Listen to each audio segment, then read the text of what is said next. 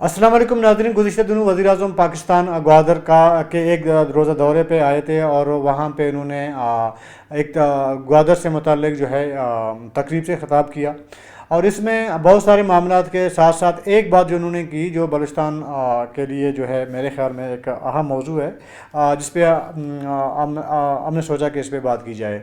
वज़ीर-ए-आज़म पाकिस्तान इमरान खान ने कहा कि वो ख्वाहिशमंद हैं कि जो नाराज़ बलोच हैं या बैरून मुल्क मुकीम बलोच हैं उनसे जो है मुज़ाकरात का अमल या बातचीत का अमल शुरू किया जाए।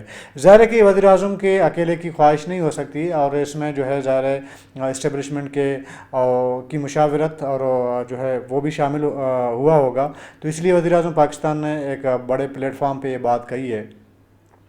तो आगे देखा जाएगा कि ये मुज़ाकरात का जो अमल है वो आगे कैसे लेके लाया जाएगा। लेकिन अगर हम थोड़ा पीछे चले जाएँ 2014 में शायद डॉक्टर अब्दुल मालिक बलोच उस टाइम वज़ीर आला बलूचिस्तान थे और दो लोगों ने जाके बैरूनी मुल्क जो नाराज़ बलोच हैं उनसे मुज़ाकरात करने की कोशिश की। एक डॉक्टर अब्दुल मालिक बलोच थे और दूसरा जो है जनाब अब्दुल कादिर बलोच।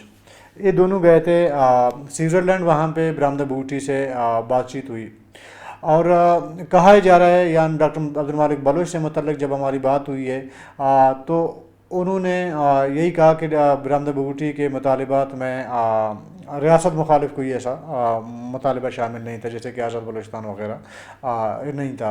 उनके मुतालिबात वही थे जो उमूमन नेशनल पार्टियाँ BNP या PPM मैप जैसे पार्टियाँ जो है वो अपने वोटर को अट्रैक्टिव करने के लिए जो है जो नारा लगाते हैं, स्लोगन देते हैं, इस तरह के थे। ज़ाहिर कि इसमें अगर ये मुतालिबात मान लिए जाते तो इसमें कोई बड़ी बात नहीं थी अगर बरामदा वापस आ जाते, डेरा बूटी आके बैठ जाते, चूँकि वो नवाब तो है, उनका अपना एक ज़ाहिर है कि एक असर रसूख है अपने इलाके में, तो आ जाते। लेकिन ये हुआ कि वो बात मुज़ाकरात आगे नहीं बढ़ सकी। उस टाइम जो है वज़ीर-ए-आज़म मियाँ नवाज शरीफ थे जबकि chief of army staff Raheel Sharif थे।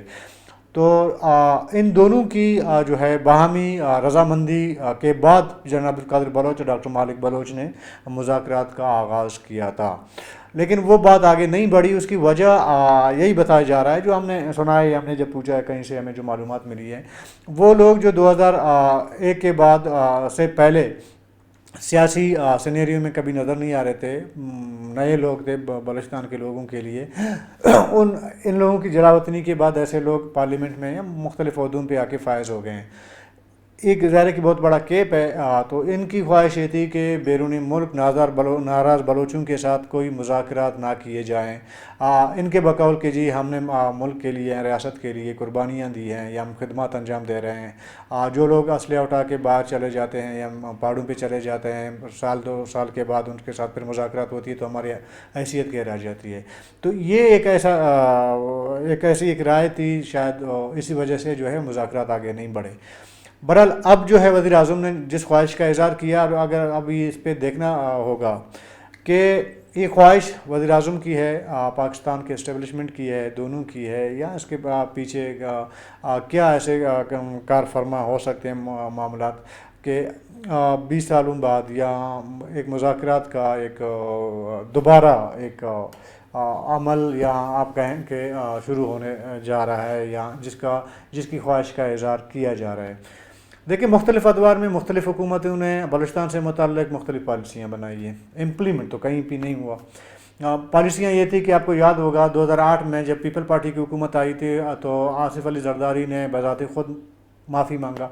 इससे पहले जनरल परवेज़ मुशर्रफ ने आके बलूचों से माफ़ी मांगा। फिर पीपल पार्टी के दौर में जो है एक पैकेज दिया गया बलूचिस्तान को, कुछ नौकरियां दी एजुकेशन में वगैरह। नून लीग का जो दौर आया उसने एक पॉलिसी बनाई सरेंडर करने का। जो लोग पहाड़ों पे थे कुछ लोगों ने सरेंडर किया, एक ऑप्शन रख दिया उनके सामने कि जी अगर आप पुरअमन ज़िंदगी गुजारना चाहते हैं तो आपके लिए रास्ता वापसी का रास्ता है। तो वो बहरहाल एक दौर चला। इमरान खान के आने के बाद अब तक बलूचिस्तान के हवाले से जो मुज़ाहमतकार हैं या जो लड़ रहे हैं या जो नाराज़ हैं बाहर बैठे हुए हैं, उनसे मतलब कोई ख़ास पॉलिसी सामने नहीं आई। लेकिन अब PTI हुकूमत की ख्वाहिश यही है कि वो नाराज़ बलूचों से मुज़ाकरात का अमल शुरू करे। ظاہر اس میں مختلف اسٹیک ہولڈر ہوں گے، جو بھی ہے جو طریقہ کار ہوگا بات کرنے کا، لیکن اب یہ بھی دیکھنا ہوگا کہ ناراض بلوچوں میں سے کون سے ایسے مزاحمتی تنظیمیں ہیں وہ ان کی لیڈرشپ بات کرنے کو تیار ہوگی، کون سے ایسے ہیں جو نہیں تیار ہوں گے یا مشکل سے تیار ہوں گے۔ سب سے پہلی بات تو یہ ہے کہ دیکھیں خان آف کلاس سلیمان داؤد صاحب، وہ بھی بیرون ملک ہیں، وہ بھی ناراض لوگوں میں شامل ہوتے ہیں، اس سے ظاہر ہے کہ مذاکرات ہو سکتی ہے۔ برہم بوٹی سے اس سے پہلے مذاکرات ہو چکے ہیں، آئندہ یہ مذاکرات بھی ہو سکتے ہیں۔ یہ بھی میں آپ کو بتا دوں کہ میرا گمان ہے، میری اپنی ایک رائے ہے اس میں یہ کہ جاوید مینگل سے بھی ملاقات اور مذاکرات ہو سکتے ہیں۔ یہ تین ایسے جو ہے شخصیات ہیں جن سے اس سے پہلے بھی مذاکرات کا دور چلا ہے، کہیں پہ کامیاب ہوئے ہیں، کہیں پہ نہیں ہوئے، لیکن گزشتہ ایک سال کی اگر میں آپ کو بتا دوں جو میرے پاس اطلاعات ہیں اس میں یہ ہیں کہ خان آف کلاس سے کافی معاملات پہ بات چیت ہوئی ہے، پاکستانی ریاست پاکستان کا، اور کسی حد تک میر جاوید مینگل سے بھی بات چیت کا دور چلا ہے، شاید ابھی بھی پس پردہ ایک بات چیت کا معاملہ چل رہا ہو۔ نواب زادہ برآمدہ بھٹی سے بھی میری ذاتی اطلاعات ہیں، میں غلط ہو سکتا ہوں، کہ ان سے بھی اس ایک سال کے دوران جو ہے بات چیت کا عمل شروع ہو چکا ہے، کہیں پہ کوئی تھوڑی بہت انڈرسٹینڈنگ یا اس حوالے سے ہوا ہے۔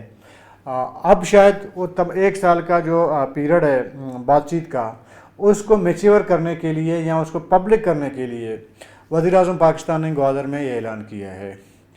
ابھی طریقہ کار کیا ہوگا ان سے مذاکرات کرنے کا اور کیسے کیا جائے گا، بلوچستان کے سیاسی پارٹیوں کو اس میں شامل کیا جائے گا یا دوسرے جو ہیں ان کو بھی شامل کیا جائے گا، ان سے تو وہ تو آنے والا وقت بتائے گا۔ لیکن دوسری طرف جسے عرف عام میں یہ وہ طبقہ ہے جسے سردار یا پت طبقہ والوں کا کہا جاتا ہے، جیسے کہ نواب زادہ برآمدہ بھٹی ہو گئے ہیں، خان آف کلات ہو گئے ہیں، میر جاوید مینگل ہو گئے ہیں، یہ بلوچ سماج کا اپر کلاس کا وہ طبقہ ہے، سرداری طبقہ ہے۔ پھر آتے ہیں ایک مڈل کلاس طبقہ بھی ہے جو ظاہر ہے کہ وہ بھی مزاحمت کر رہے ہیں، اس میں سب سے پہلا نام آتا ہے ڈاکٹر اللہ نذر کا، پھر بشیر زیب کا، گلزار امام کا۔ یہ وہ لوگ ہیں جو مڈل کلاس سے طبقہ تعلق رکھتے ہیں اور پریشانیاں بھی زیادہ انہی کی وجہ سے جو ہے فیس کیے جا رہے ہیں۔ اور یہ میں آپ کو بتا دوں کہ بی آر اے جو برآمدہ بھٹی جسے لیڈ کر رہے ہیں بلکہ وہ دو حصوں میں تقسیم ہوا، ایک گلزار امام لیڈ کر رہے ہیں جو عام جو ہے طبقے سے تعلق رکھتا ہے، اور دوسرا جو ہے وہ تو ناراض ہو گئے ہیں گلزار امام برآمدہ بھٹی سے، وجوہات کیا ہیں اس پہ آگے بندہ بات کر سکتا ہے بہرحال فی الحال۔ اور دوسرا یہ کہ آپ کو پتہ ہے کہ بی ایل اے بھی دو دڑوں میں تقسیم ہوا ہے، ایک اس وقت جو ہے بشیر زیب اس کو لیڈ کرے، دوسرا جو ہے ظاہر کہ RBR کے پاس ہے، اور بی ایل ایف اس ٹائم جو ہے کسی دڑے میں نہیں ہے، وہ ایک سنگل ہے، وہ کام کر رہا ہے۔ تو عموماً اگر دیکھا جائے، اگر جب تک ریاست پاکستان مڈل کلاس طبقے سے بات چیت کا عمل یا آغاز شروع نہیں کرے گا تو اس وقت تک بلوچستان میں جس طرح کی خواہش ہے ایک امن امان کا مذاکرات کا، وہ پورا نہیں ہو سکتا۔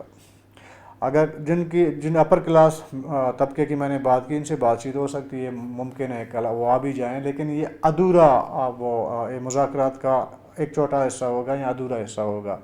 مکمل تب ہوں گے جب جن کی میں نے مڈل کلاس طبقے کی جس کی میں نے بات کی ان کو بھی آن بورڈ لیا جائے۔ ظاہر ہے ان کے اپنے ڈیمانڈ ہوں گے، جو بھی ہوں گے وہ ظاہر بات چیت میں ہوں گے، اور ان کو پھر سب سے بڑا سوال جو میرے نزدیک یہ ہے، جو مڈل کلاس کا طبقہ ہے اس کو بات چیت کرنے کے لیے قائل کیسے کیا جا سکتا ہے۔